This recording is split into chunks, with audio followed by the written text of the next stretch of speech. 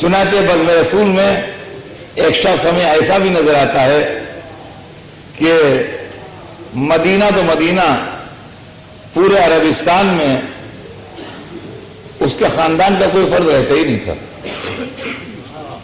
اور وہ مسجد النبی میں بالکل تنہا تھا، لیکن عزتوں کے اتنے ہار اس کے گلے میں تھے کہ دیکھ کے انسان حیران رہ جائے کہ یہ کون ہے۔ جس ماحول میں اسلام آیا تھا اس ماحول میں عرب نان عرب کو اپنے سے انفیریئر سمجھتا تھا، جتھے والا اکیلے کو اپنے سے انفیریئر سمجھتا تھا، گروہ والا تنہا آدمی کو اپنے سے انفیریئر سمجھتا تھا۔ ایک شخص مدتوں سے تلاش رسول میں تھا اور آخر میں اس کی دل کی مدعا پورا ہوا اور وہ رسول اللہ کی محفل تک پہنچ گیا، اور اس بزرگ ہستی کا نام سلمان فارسی ہے۔ ایران کے رہنے والے تھے، عرب نہیں تھے، لہذا عرب ماحول میں کسی عزت کا تصور نہیں کیا جا سکتا۔ اسی طرح کوئی خاندان کا فرد، کوئی گروہ، کوئی جتھا، کوئی ٹکڑی ان کے پاس ایسی نہیں تھی جو ان کو سپورٹ کرے۔ ان کو سپورٹ کرنے کے لیے صرف ان کے دل کا جذبہ تھا، ان کا ایمان تھا، ان کی محبت رسول تھی، ان کا اخلاص تھا۔ یہ مدتوں مختلف مراحل سے گزرتے ہوئے وہ باتیں اگر میں بیان کروں تو پوری مجلس میں اسی کا وقت گزر جائے گا، مختلف منزلوں سے گزرتے ہوئے بہرحال خدمت سرور کائنات میں پہنچ گئے، اور چونکہ دل نور ایمان سے چھلک رہا تھا اور انہوں نے مذہب کو مذہب سمجھ کے مانا تھا، سیاسی مسالے سے نہیں قبول کیا تھا، لہذا حضور سرور کائنات کی تقلید و تاثری ان کا مذہب تھا۔ اور تاریخ بتاتی ہے کہ ایک دن ایسا آیا کہ اپنی کارکردگی کی بنیاد پر ہر گروہ ان کو اپنانے لگا۔ مدینے میں جب حالات خراب تھے اور دشمنوں کا بہت بڑا حملہ ہونے والا تھا اور جنگ خندق جس کو کہتے ہیں آپ، اس کی تیاری ہو رہی تھی اور مدینے میں خندق کھود رہی تھی، خندق جس وقت تیار کی جا رہی تھی مدینے میں، تو اس وقت سب مسلمان 5-5 ہاتھ خندق کھود رہے تھے۔ دیکھیے اسلام کو میں جاتا میں روز پڑھتا ہوں، کوئی دن ناغا نہیں جاتا کہ میں یہ بات آپ سے نہ کہتا ہوں، لیکن اسی لیے ریپیٹ کرتا ہوں کہ کبھی آدمی بھولنے نہ پائے۔ اسلام کو سمجھیے تو رسول سے سمجھیے، اسلام کو بادشاہوں سے کہاں سمجھنے چلے گئے آپ، مالداروں سے کہاں سمجھنے چلے گئے۔ 5 ہاتھ مقرر ہوئی کہ 5 ہاتھ ہر آدمی، یہ عادت تھا، 5 ہاتھ خندق کھودے روز ڈیلی، یہ طے ہو گیا۔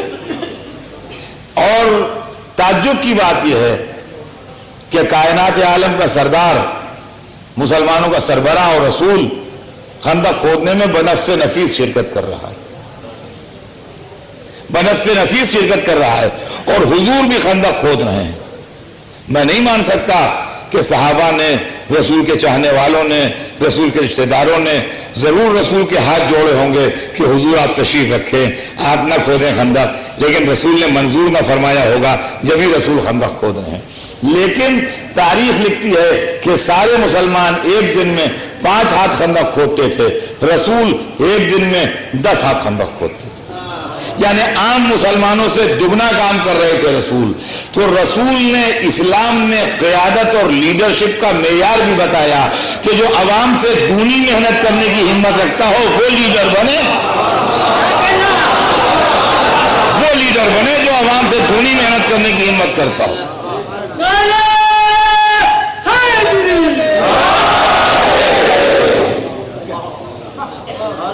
تو سرکار دو عالم کھود رہے تھے، جبکہ عمر مبارک اس وقت لگ بھگ 55 سال تھی، 10 ہاتھ خندق کھود رہے تھے، اور حضور کو 10 ہاتھ خندق کھودتے دیکھ کے رسول کا یہ بوڑھا صحابی اور چاہنے والا بھی 10 ہاتھ خندق کھود رہا تھا۔ تو چونکہ سلمان کا کام عام آدمیوں سے دونا تھا، لہذا مدینے میں جو 2 گروہ تھے، یعنی مدینے کے رہنے والے حضرات جو انصار کہلاتے تھے، اور مکے سے ہجرت کر کے آنے والے حضرات جو مہاجرین کہلاتے تھے، تو مہاجرین و انصار دونوں مل کے خندق کھود رہے تھے، تو مہاجرین نے کہا کہ سلمان و منا، سلمان ہم میں سے ہیں، سلمان و منا، سلمان ہم میں سے ہیں۔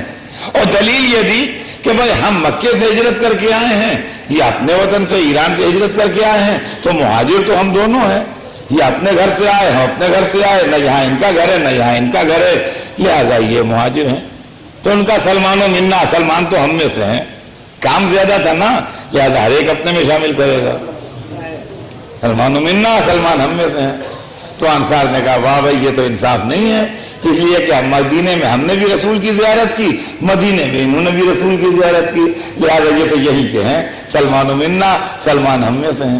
اب مہاجر کہنے لگے سلمان و منا، انصار کہنے لگے سلمان و منا، سلمان ہم میں سے ہیں، وہ کہنے لگے سلمان ہم میں سے ہیں۔ رسول کا گزر ہوا، مسکرائے، کہا بھائی کیا بحث ہو رہی ہے؟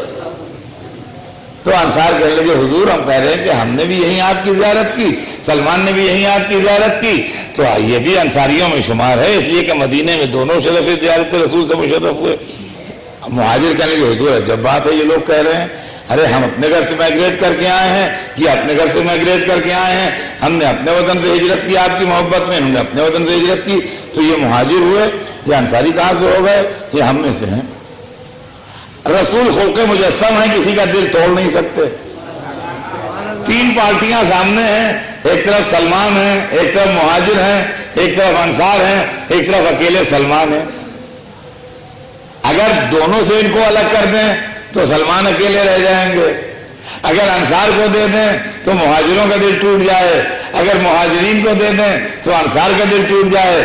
رسول نے ایک دفعہ مہاجروں کی طرف رخ کیا، فرمایا لا منکم، بھائی یہ تم میں سے نہیں ہے۔ تو انصار کے چہروں پر خوشی دوڑنے لگی کہ جب ان میں سے نہیں ہے تو لامحالہ ہم ہی کو ملیں گے۔ ایک دفعہ ان سے کہا لا منکم، تم میں سے بھی نہیں ہے۔ اب سلمان نے ہو سکتا ہے سوچا ہو کہ میں تو اکیلا رہ گیا، لیکن عزت افزائی مقصود تھی، فرمایا بل سلمان منا اہل البیت،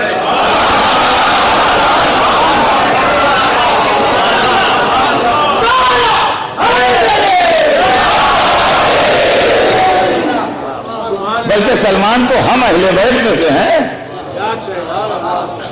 اے لیجیے، نہ انصار کا دل ٹوٹا، نہ مہاجرین کا دل ٹوٹا، نہ سلمان کا دل ٹوٹا، اس کا نام ہے صاحب خلق عظیم۔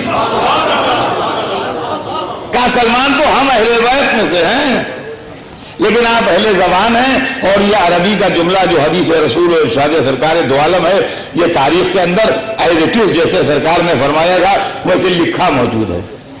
عربی زبان اور 1400 برس پہلے کی عربی کے جاننے والے ہزاروں آدمی بمبئی کے اندر مل جائیں گے جو کلاسیکل عربی کو جانتے ہیں، اور اس کے اندر تو کلاسیکل اور ماڈرن کا کوئی سوال بھی نہیں ہے۔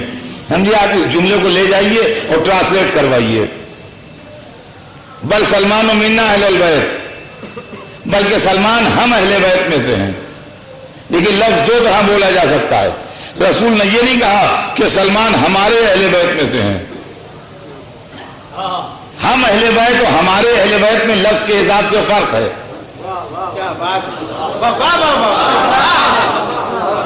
جن کی مادری زبان اردو نہیں ہے، میں جانتا ہوں یہاں بہت سے ایسے لوگ آتے ہیں جن کی مادری زبان اردو نہیں ہے، مگر اتنا میری مجلسیں سنتے ہیں اور مجلسیں سنتے ہیں، آپ کو اس کا اندازہ ہوگا زبان کا کہ ہم اہل بیت اور ہمارے اہل بیت کے اندر فرق ہے۔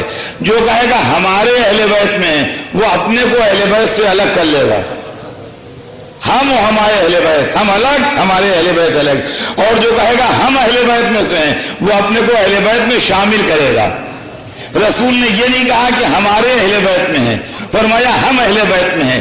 اس کا مطلب رسول خود داخل اہل بیت ہیں۔ اب سمجھے آپ کہ محبت اہل بیت محبت رسول ہے، ذکر اہل بیت ذکر رسول ہے، فضائل اہل بیت فضائل رسول ہیں، اور عداوت اہل بیت عداوت رسول ہے۔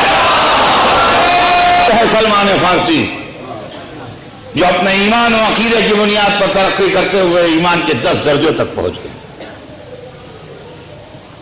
اور شرف و عزت میں بے مثال ہو گئے۔ یہ اسلام کی تعلیم ہے کہ کوئی عورت ہو، کوئی غلام ہو، کوئی تنہا ہو، کوئی بے جتھے والا ہو، کوئی عرب ہو، کوئی عجم ہو، کوئی کسی زمین سے تعلق رکھتا ہو، کوئی کسی رنگ سے تعلق رکھتا ہو، اسلام کے دائرے میں آنے کے بعد، انسانیت کے دائرے میں آنے کے بعد سب برابر ہو جاتے ہیں۔ یہ حیات رسول کا واقعہ تھا جو میں نے آپ کو سنایا۔ اب آئیے آل رسول کی زندگی میں دیکھیے، آل رسول کی زندگی میں دیکھیے۔ مولا علی کا دور اقتدار ہے۔ مولا علی کے دور اقتدار میں بیت المال کی زمین اس بات کی گواہ نہیں ہے کہ کوئی پیسہ رات کو بیت المال کی زمین پر رہا ہو۔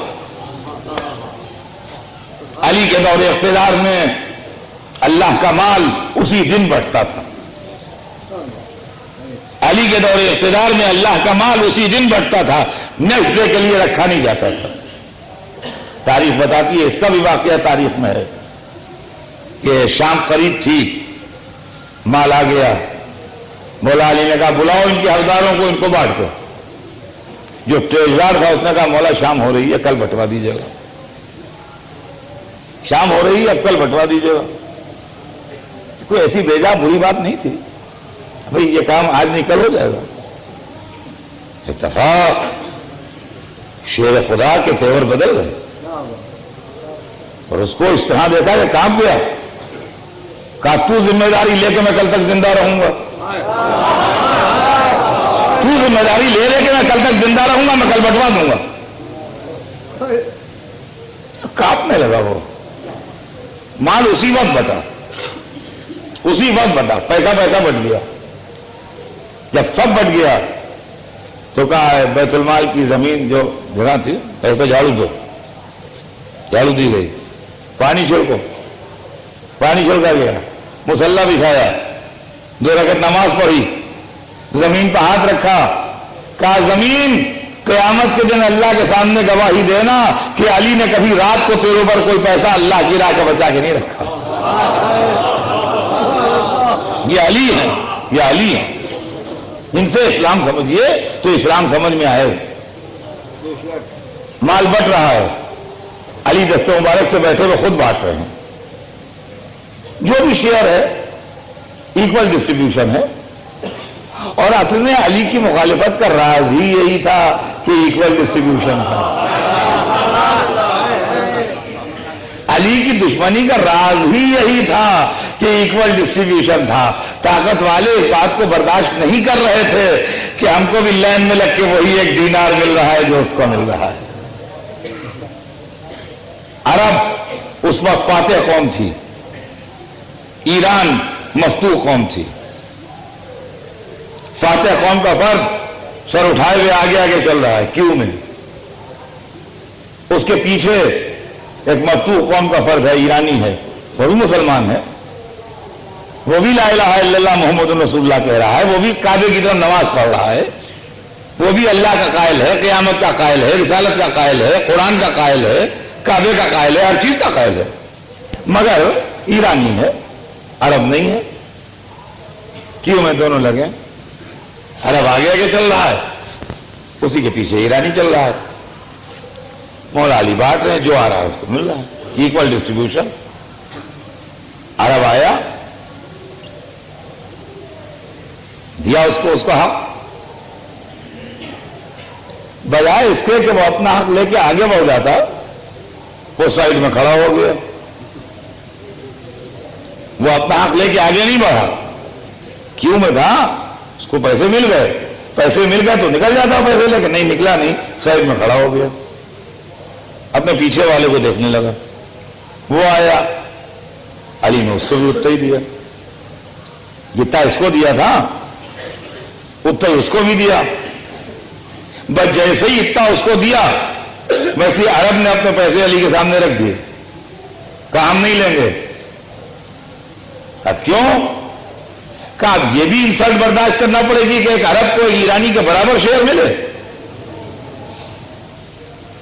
یہ کس سے بات کر رہا ہے؟ یہ علی سے بات کر رہا ہے۔